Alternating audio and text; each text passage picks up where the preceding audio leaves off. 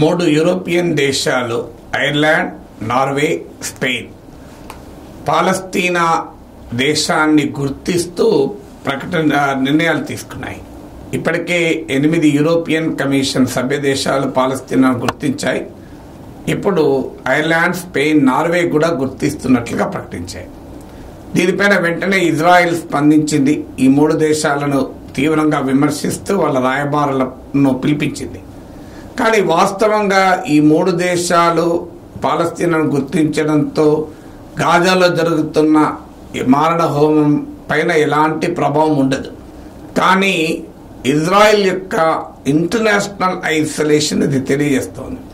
So European దేశాలు పాలస్తీనాను గుర్తించడమే ఒక్కటే కాదు, ఇటీవల కాలంలో జరుగుతున్న పరిణామాలని కూడా మనం కాంటెక్స్ట్లో చూడాలి. లాస్ట్ మంతే యునైటెడ్ నేషన్స్ లో 143 కంట్రీస్ 143 దేశాలు భారతదేశంతో సహా పాలస్తీనా గుర్తింపు యునైటెడ్ నేషన్ సెక్యూరిటీ కౌన్సిల్ పాలస్తీనాను గుర్తించాలి అని ఓ తీర్మానాన్ని ఆమోదించాయి. అమెరికా ఈ తీర్మానాన్ని వీటో చేసింది. కానీ యునైటెడ్ నేషన్స్లోని 143 కంట్రీస్ పాలస్తీనా దేశాన్ని గుర్తించాలి అనే రెజల్యూషన్ చేయడం ఇంక్రీజింగ్ ఇంటర్నేషనల్ ఒపీనియన్కు ఒక నిదర్శనం. వాస్తవంగా ఈ దేశాలన్నీ కూడా ఇజ్రాయెల్ పైన హమాస్ దాడిని ఖండించిన దేశాలు. ఎవరు కూడా హమాస్ను సమర్థించలేదు.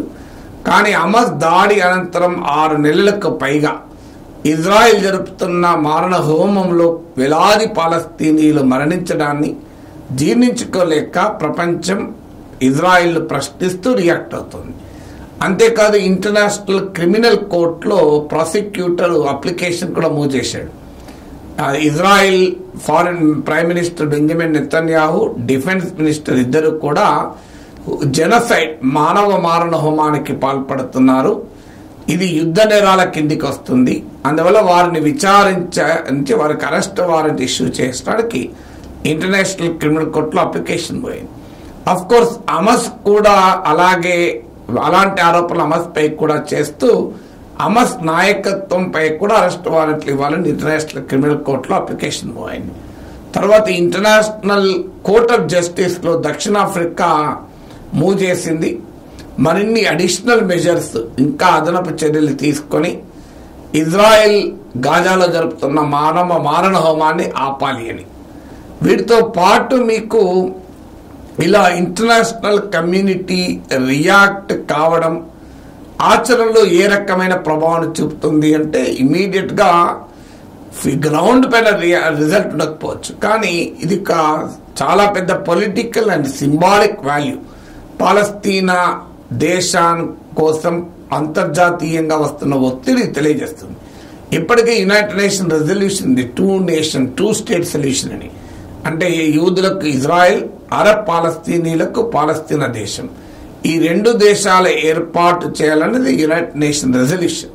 ఈ రెజల్యూషన్ ని ఖాతరు చేయకుండా ఇజ్రాయెల్ ఏకపక్షంగా యూదుల దేశాన్ని ప్రకటించి అరబ్ దేశాలపై యుద్ధాలు చేస్తూ పాలస్తీనా ప్రాంతాలని ఆక్రమించుకుంది. ఇప్పటికీ కూడా భారతదేశం లైన్ కూడా 2 స్టేట్ సొల్యూషన్, ఇజ్రాయెల్, పాలస్తీనా 2 దేశాలు పీస్ఫుల్ గా కోఎగ్జిస్ట్ కావాలన్నది కూడా మన మోడీ ప్రభుత్వ స్టాండ్ కూడా.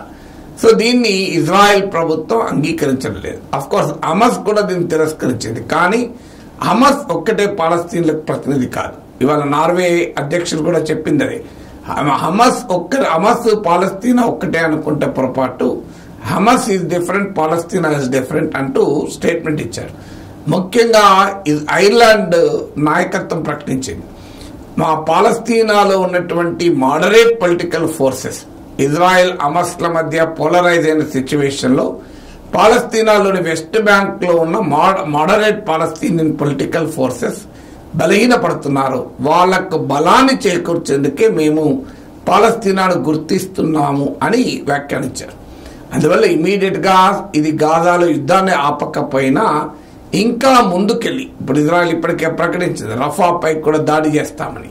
సో మరింతగా ఇజ్రాయెల్ దూకుడు ప్రదర్శించకుండా కొంతైనా పొలిటికల్ అండ్ సింబాలిక్ ఇన్ఫ్లుయెన్స్ అయితే ఇజ్రాయెల్ పైన ఉంటుంది.